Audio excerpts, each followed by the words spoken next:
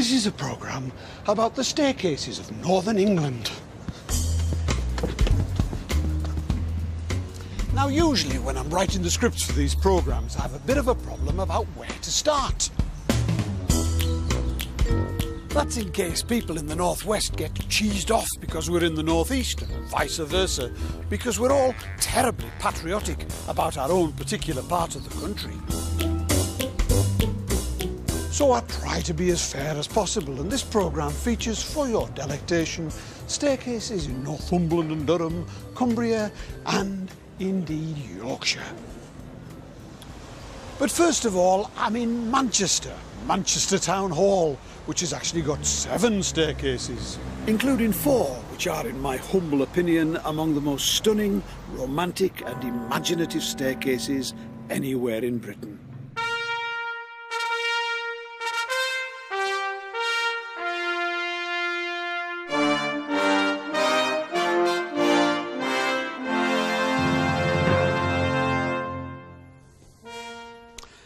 Alfred Waterhouse, the architect of Manchester Town Hall, did some very clever things with these staircases. He made the treads of the main staircase here especially wide and easy so that Victorian ladies in their vast skirts wouldn't trip over. Not a problem for me, of course, because I'm not a lady or indeed Victorian. He did very clever stuff with heating and ventilation as well, but all of that is as nothing by comparison to the way that he made these staircases look. I think it's just fantastic the way that the main staircase interlocks with the spiral staircases. It's just so romantic.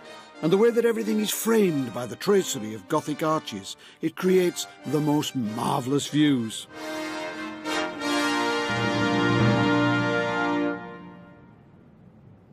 Each of these spiral staircases is made from different granite. There's one in English granite, one in Welsh, and a Scottish one.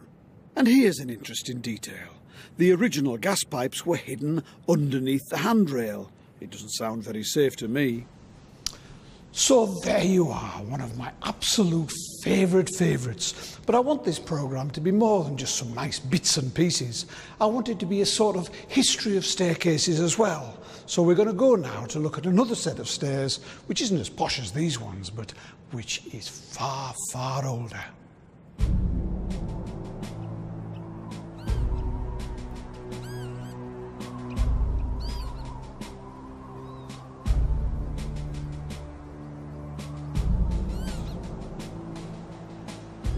Cursed be the TV presenter who says that something is the biggest or the smallest or the finest or the oldest example of something, because there's always somebody out there ready to pounce upon him with better information.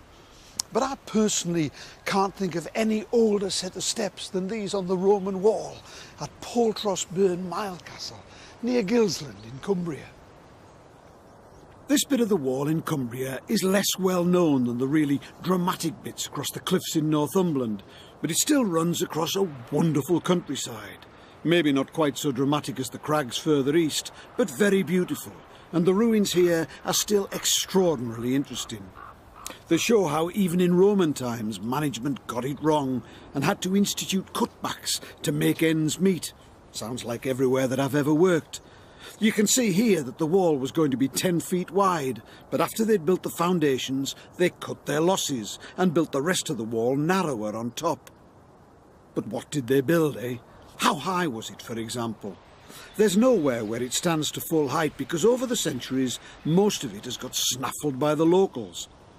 If you go to any old building near the wall, this is the 18th century Willowford Farm in Gilsland, for example, you'll find that it's built of stones from the wall. All of these walls, even in the barns, are built of Roman stones, rather small and roughly square. Perfect building material and free. You see, there were no conservation movements in the past, and a pile of old Roman stones was just a pile of old Roman stones, so you could nick them and build something new. The result is that nothing stands all that high. I think 7 or 8 feet is the tallest bit of the wall anywhere, so how high was it originally? As far as I know, there's only one place where it's possible to work out the original height of the Roman wall. Back to my oldest staircase. You see, this staircase has got a beginning here and it's got a definite end here. And clever mathematical chaps have been able to calculate heights and numbers of steps and angles and whatnot, and they have come to the conclusion that it was 4.3 metres or 15 feet high. And that was presumably to the walkway on top of the wall. There might have been a parapet or battlements or something, nobody's quite sure about that. But 15 feet high and 6 feet wide, oh, and 78 miles long, that's an awful lot of wall, and this is the staircase that proves it. So, there's the oldest staircase in the north, maybe. Not particularly beautiful in itself, but interesting.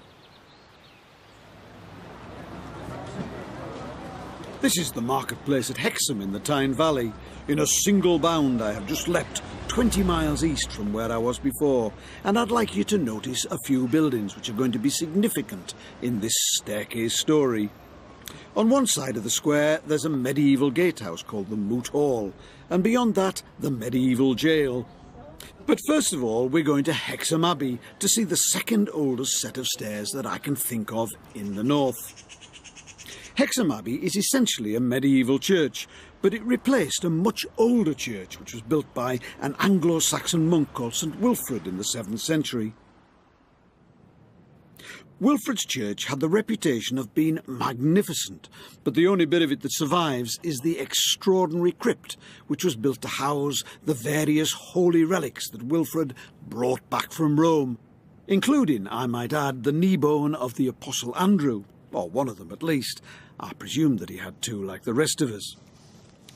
Not that your knees would last very long if you had to spend your life going up and down these stairs, because ancient stairs do not conform to best contemporary building practice, and there are access issues here. You wouldn't have much difficulty getting down them after a night on the mead, but getting back up again might pose a few problems. I jest. These are wonderful stairs. They're difficult and they're rough and they're obviously ancient, but they feel like going down into a prehistoric tomb, and they have all of the atmosphere that's needed to prepare you for the crypt beyond.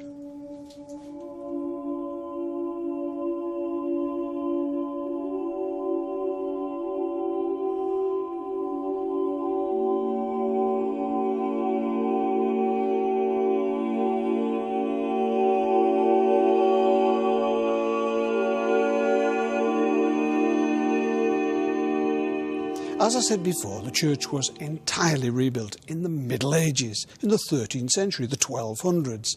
That's 600 years later than the crypt, but still a goodly age. And it is a terrific piece of architecture and a quite enthralling building. But Hexham's also lucky enough to have a medieval staircase that's almost like no other, the night stairs.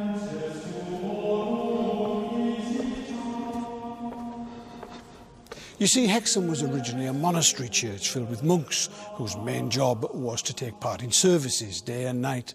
And these stairs were their processional route from their dormitory down to the nighttime services. I think that most monasteries had a set of night stairs, but none of them, as far as I know, none of the surviving ones anyway, were as grand as these. I don't know whether you realised it, but that's me actually. Not a real monk at all, but me pretending to be one. I see I'm almost bald enough to be a monk. This is one of the great staircases of medieval England. I can't think of another one that's quite so monumental. There's a beautiful one that goes into the chapter house at Wells, but you see, ceremonial splendour like this is really rare because most medieval people had to make do with spiral staircases, which had several advantages over other sorts of staircases. Do you mind hanging on for a moment? Is that okay? Thank you. First of all, of course, they were compact. They hardly took up any space in the building at all. This, for example, is the staircase in the 14th century old jail at Hexham, just across the marketplace from the abbey. And together with the Moot Hall here, it formed a sort of administrative compound because in the Middle Ages, Hexham belonged to the Archbishops of York. The hall combined the duties of gatehouse and courthouse. And of course the jail was where all the ne'er-do-wells ended up. As you can see, it's not very big at all. So they couldn't afford to waste too much space on the stairs, and of course they didn't. I've got a plan of the building here, and you can see how tiny the stairs are, tucked away in the thickness of the wall. But of course, there were other advantages to spiral stairs as well. They were narrow and steep, and they were easy to defend against attackers, unless you happen to be left-handed like me. Because they were always spiralling clockwise, the advantage was with the right-handed defender. And of course, the right-handed attacker was tucked in against the narrow part of the spiral. But what if it was the attacker who was left-handed? Because they're so common, I've always had a tendency to underestimate spiral staircases, but they really are remarkable things. They're really elegant for a start. Their outer edges form a helix, a beautiful three-dimensional spiral. And then they're really clever too, the way that they're built. The stairs themselves aren't really part of the outer walls. The cylindrical shaft was built first, and the stairs built into it. Quite often you find shafts where the stairs have been removed, so the stairs support each other and are tied into the post in the middle. It's called the newel post. I don't know who invented them either. They just seem to appear. They appeared fully developed in the first Norman castles, and they didn't change very much. Well, actually, they didn't change at all for the next 400 years. So let's hear it for the spiral staircase.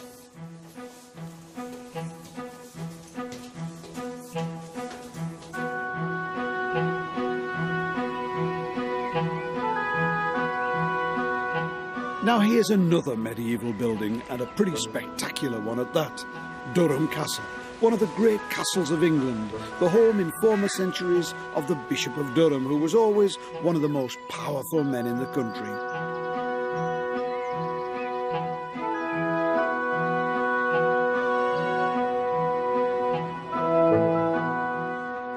The castle was first built in 1170, but it's been added to loads of times since then, including behind here a wonderful medieval great hall, and over on this side a splendid suite of private apartments for the bishop.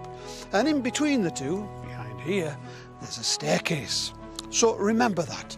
Great hall, private apartments, staircase.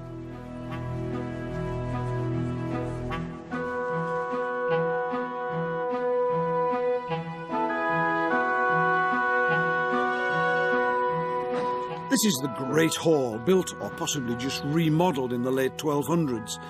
When it was first built, the bishop would have eaten here in the hall. He would have sat up here at the high table in splendour, surrounded by all of his followers. But eventually, after a couple of centuries, the old bishes, like posh people all over the country, began to look for a bit of privacy, and they began to retreat to more private accommodation at the other end of the castle. They began to eat there even. Now there was a problem about that because the kitchens were down there at the bottom end of the hall, and if the food had to be transported miles away to the far end of the castle, well, you can imagine what might happen. Forsooth.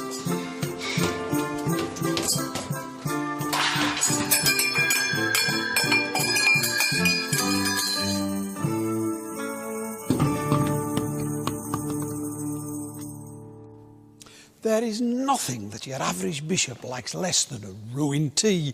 So what happened here, what happened in posh houses all over the country, is they started to build more spacious and grander staircases to link the hall with the private apartments beyond.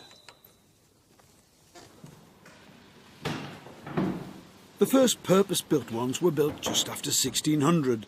The one in Durham wasn't put up until 1663, but it turned out to be one of the best in the country.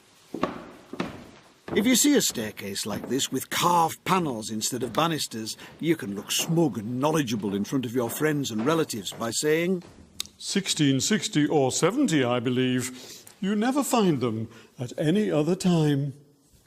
Just imagine how interested they'll be and how they'll admire your superior knowledge. They always have these lush panels of realistically carved foliage. Usually they're made of oak, but I think that this one's some other sort of wood painted to look like oak, And it's got one other fantastic difference from most other staircases of its date. In each panel, the foliage comes out of a wolf's mouth. Where on earth would you get an idea like that? It's obvious when you look at this extraordinary construction that by this time, staircases were more than just ways of getting you upstairs. This is the staircase as performance art. Here's a few glimpses of a few other great northern staircases in a few other great northern buildings.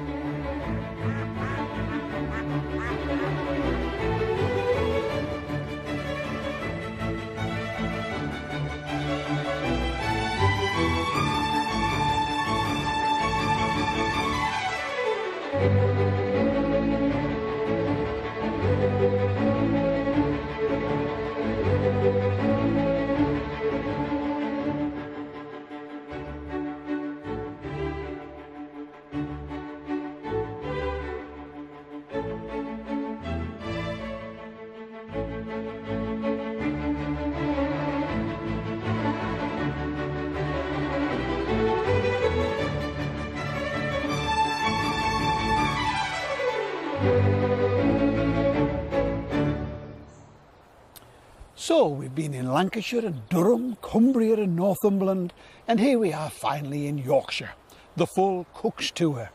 This is Benningborough Hall, a National Trust property just outside York, which was built between 1710 and 1716, and very nice it is too, I'm sure you'll agree. The people who lived in a house like this lived a very formal existence. They knew exactly what their place was in society, and they knew what everybody else's place was too. So they knew what order people came in. That's why a flight of stairs like this was important at the entrance to your house. It had a purpose, not just to get up to the front door, but to establish rank. If somebody less important than you came to call, you could stand at the top of the stairs to greet them while they stood down at the bottom, and you could decide whether to invite them in or not. But if somebody more important than you came to call, you had to be down at the bottom of the stairs and allow them to go up to the top before you. They would then lead the way into your house.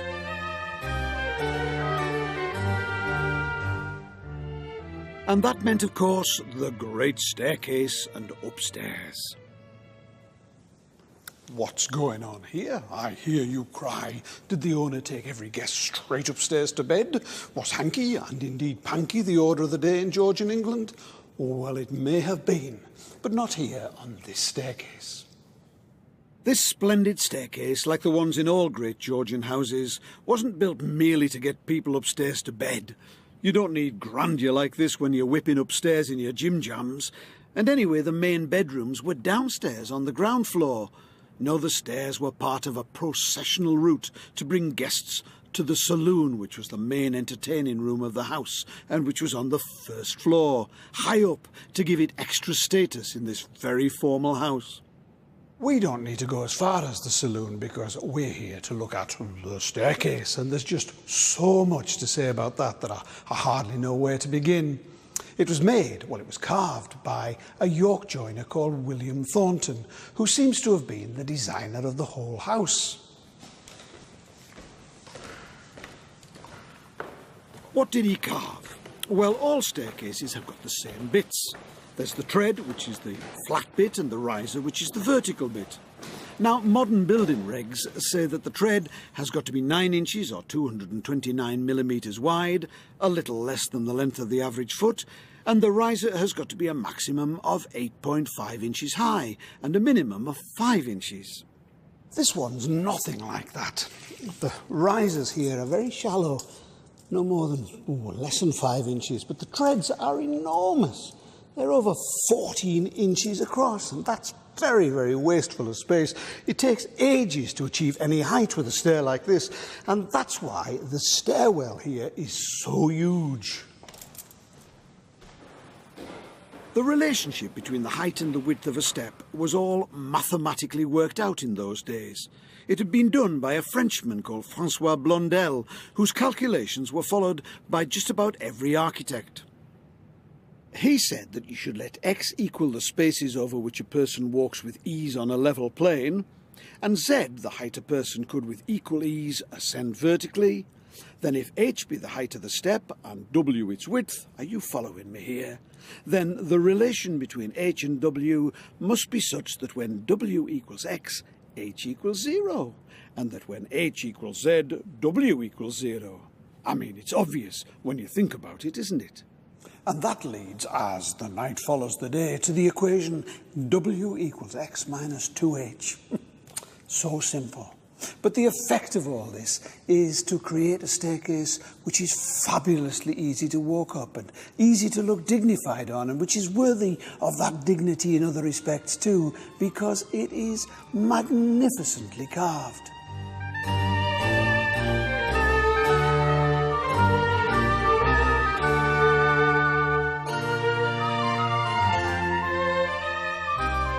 The treads are inlaid with parquet flooring and bits of marquetry.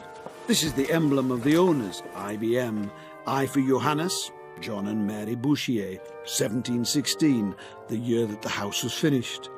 And just look at the quality of those balusters. It's all made of oak, this, and turned on a lathe, which is common enough, but I've hardly ever seen anything so delicately done.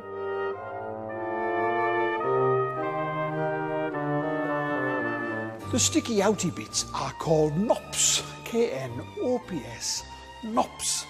There are rounded knops, and there are squarish knops, and there are leaf-carved knops. This is a well-knopped staircase. Have you seen the knops on that? So there you are, a marvellous staircase and a marvellous piece of 18th century design.